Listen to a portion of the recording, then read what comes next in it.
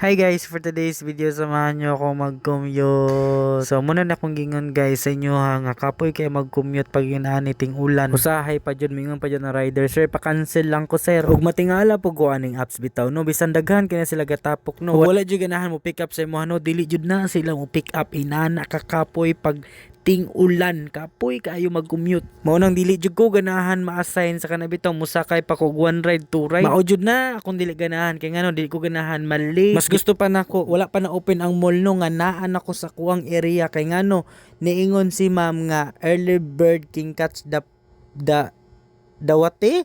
Bitaw oy mo na akong dili malimtan sa mo ang last previous manager mo yung siya early bird catch the worm mo na jud sa kong utok na nga quotes. So ang ako ding duty kay 10 AM to 7 PM. So mo out ko mga 8 AM kay ngano napa man ay customer na last minute na pa na customer. So after 2 hours guys nakuha ra jud ko sa Maxim. Finally nakauli ra jud ko. Mao ra to.